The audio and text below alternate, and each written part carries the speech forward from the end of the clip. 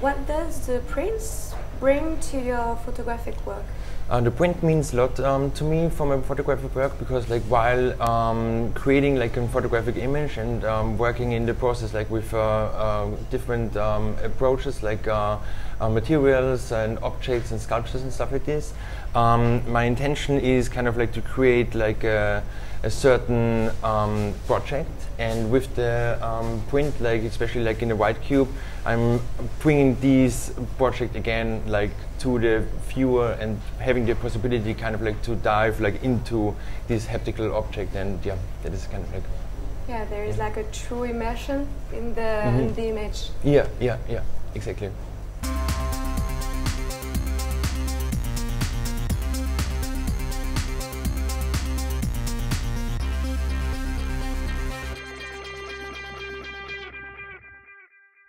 I think prints always, bring a different dimension in your work. I mean, when you see a digital image, you cannot feel or you cannot see everything what is lies in the images. But when you see a print, you can feel the emotion that is lies in the image. You can see every details of the image, that how it is, it was constructed, and how, I mean, what is the emotion or what is the important stories lies in the images. So I think prints is always give you that dimension. I saw so much details in your print, sparkles. It's really another dimension.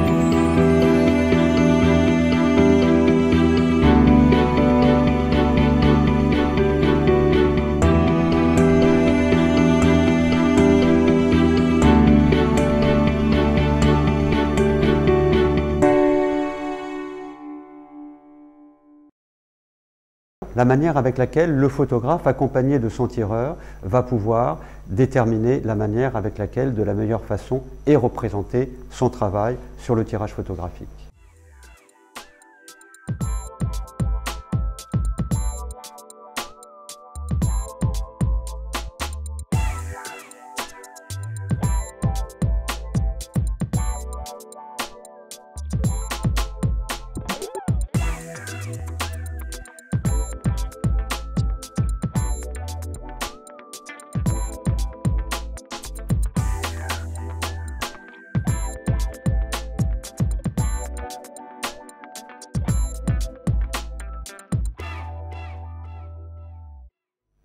Chez Picto, nous sommes spécialistes des impressions numériques et argentiques. Je suis Boris, responsable des expositions sur l'antenne de Bastille. Je vous présente mon espace de travail. Tout d'abord, nous travaillons dans un espace assez sombre afin de ne pas influencer la colorimétrie sur les fichiers. Ensuite, je travaille sur deux écrans. Un écran à ma droite où il y a tous mes outils Photoshop, et un écran principal où là je vais pouvoir visualiser le fichier. Nous travaillons sur des écrans professionnels que nous calibrons régulièrement afin de respecter la chaîne graphique et les images que nous confient nos clients.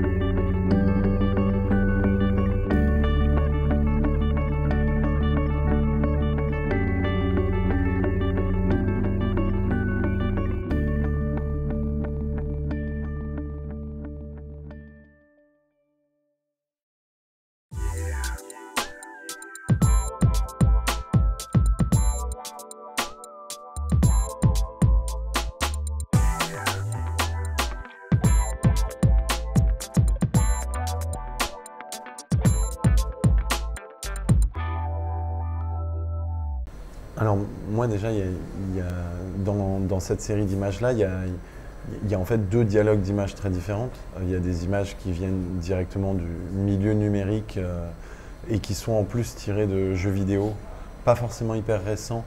Donc ça, c'est un dialogue de pixels que j'aimerais qu'il soit souligné et qu'il soit vu. Et en même temps, il y a ces images à la chambre photographique qui sont ici du coup avec du grain. Donc j'aimerais que ces deux puissent dialoguer ensemble et en même temps qu'on ressente une différence entre les deux, même à travers chaque tirage.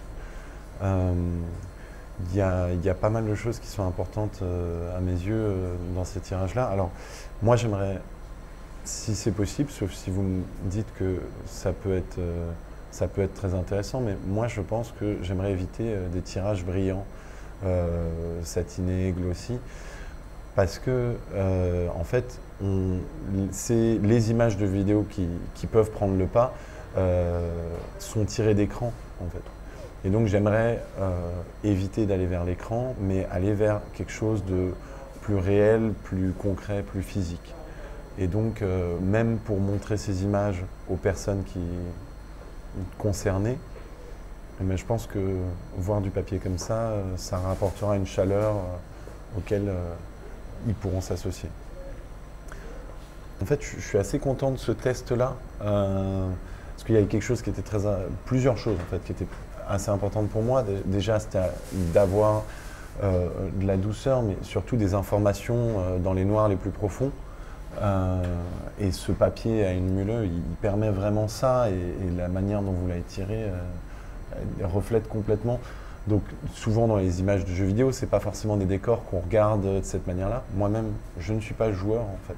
J'ai pu vraiment découvrir ces mondes-là en passant du temps avec chacune des personnes de ce projet. Et donc en fait, pour voir ces décors, eux-mêmes les ont redécouverts différemment, et donc potentiellement des spectateurs qui jouent ou qui ne jouent pas aux jeux vidéo pourront redécouvrir ces décors avec une nouvelle vision grâce à ces tirages-là. Et puis, au-delà de ça, je veux dire, les personnes qui sont dans ces images-là sont des personnes racisées, et le fait est que la photographie pour différentes couleurs de peau a toujours été un sujet assez compliqué. Les appareils photo n'ont pas été pensés à la base pour des personnes qui ne sont pas caucasiennes, et donc il fallait qu'on puisse trouver un tirage, un papier qui apporte les informations, toutes les informations possibles. Et donc en fait, il y a un réel contraste entre ce que demande la photographie argentique, ce qu'apportent potentiellement ces screenshots de jeux vidéo. Donc ça fait beaucoup de choses à prendre en compte sur chacun des tirages. Et je trouve que là, ce test, il est vraiment réussi. Moi, je suis d'accord pour qu'on parte là-dessus.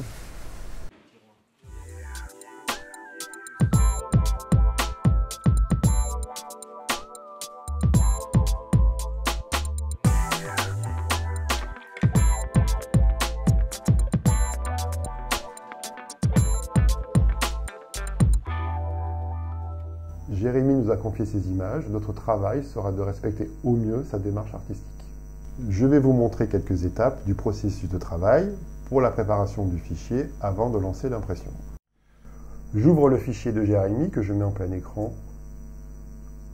La première étape sera donc de regarder la qualité du fichier. Donc pour cela, je vais dans taille de l'image. Donc je regarde le poids de fichier, les DPI. Je constate que le fichier a une résolution suffisante afin de réaliser un tirage en format A3+. Je contrôle qu'il y a bien un espace colorimétrique intégré au fichier. Dans ce cas-là, c'est un sRGB. L'étape suivante sera donc de mettre l'image à 100%. Donc j'agrandis l'image. Je vais vérifier la netteté de l'image et si besoin, je vais remettre un tout petit peu de renforcement et d'accentuation. Pour ce faire, je prends un fond copie que je duplique. Je vais dans Filtre, renforcement, accentuation. Et de là, j'applique un réglage de base et je vérifie avec la petite touche, avec la petite case aperçue, que je ne vais pas trop loin, ou j'en ai assez mis. Donc là, dans ce cas-là, c'est un peu trop. Donc je vais diminuer le paramètre et je valide mon accentuation. Je trouve que la peau du personnage est un petit peu rouge, donc je vais faire un masque de fusion localisé sur la peau. Donc pour ce faire, j'utilise la courbe avec une correction dans les rouges, où je rajoute un peu de cyan, qui est la complémentaire du rouge. Je vais donc appliquer mon masque de fusion que sur le visage et sur les mains.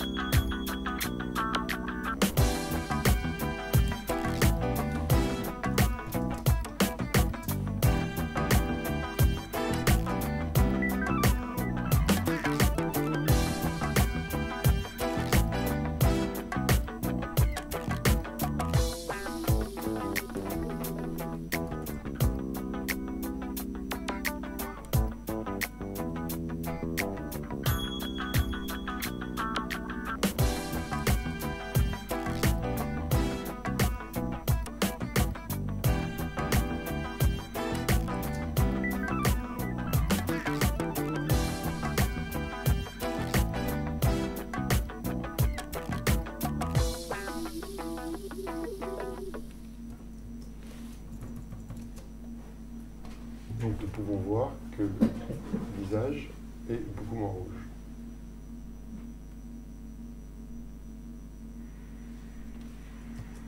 What does the prints brings to your photographic work?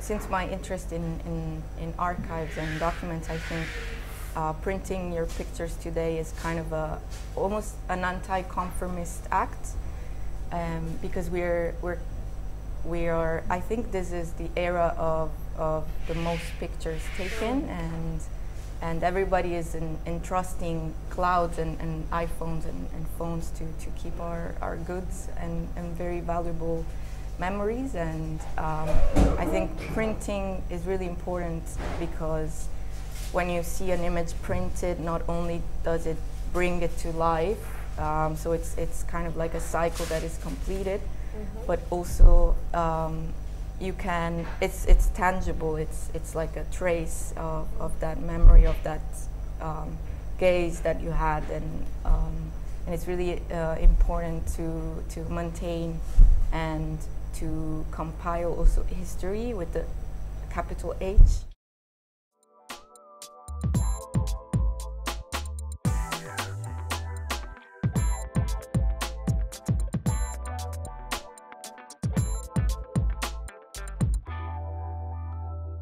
Au vu de l'image, je trouve qu'elle est un tout petit peu bleue, notamment dans l'arrière-plan. On voit de toute façon, le tronc est un petit peu bleu. Enfin, les troncs sont un petit peu bleus. Donc je vais appliquer une correction générale sur l'image. Pour ce faire, j'utilise la courbe. Je vais dans les bleus et je rajoute un petit peu de jaune sur l'image générale.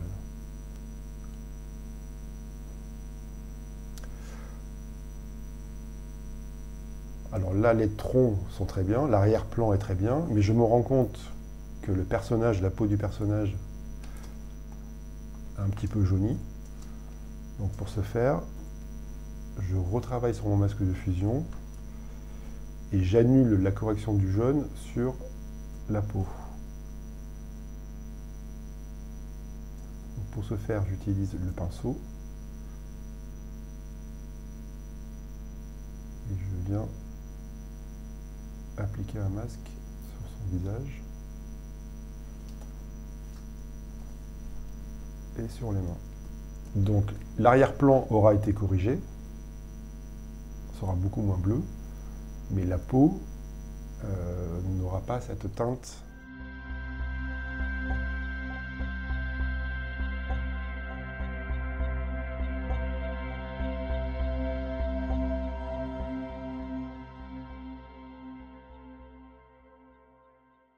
Maintenant que j'ai finalisé les corrections demandées par Jérémy, je peux lancer un test d'impression afin de visualiser le rendu sur papier. Je choisis mon pré-réglage en papier mat. J'applique le profil du papier Anémule Bright White et je lance mon impression.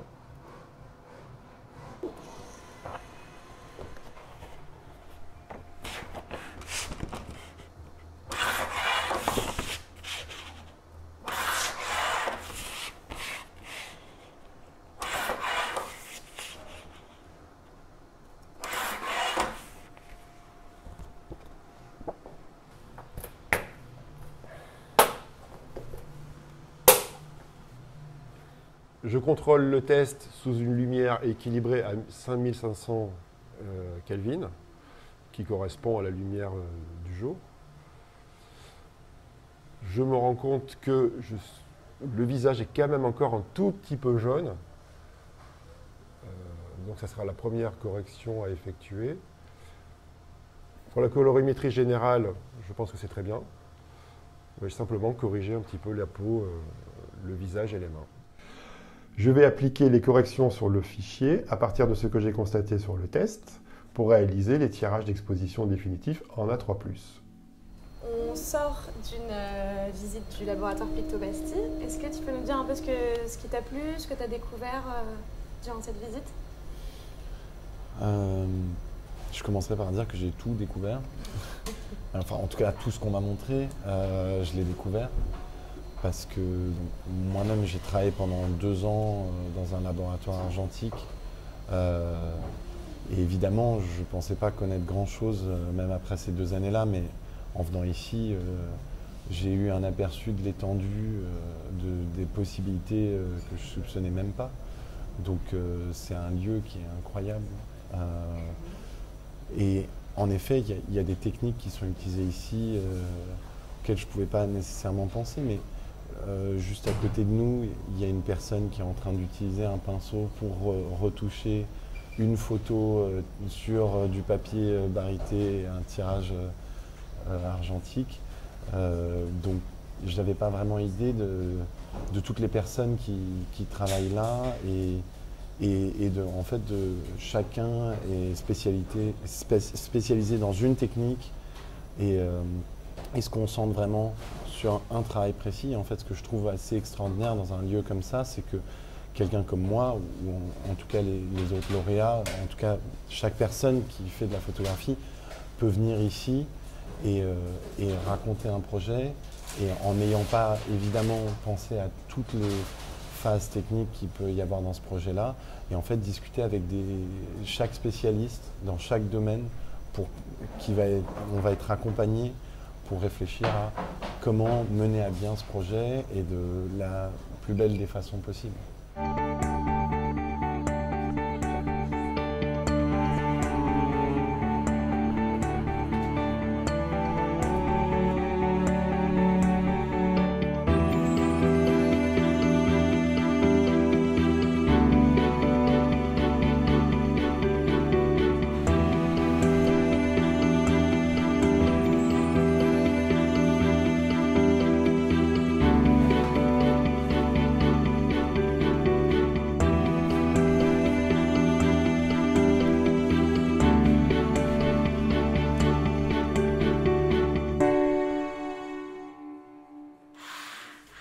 Pour conclure, on a terminé le processus. C'est un travail d'équipe entre l'artiste photographe et le tireur.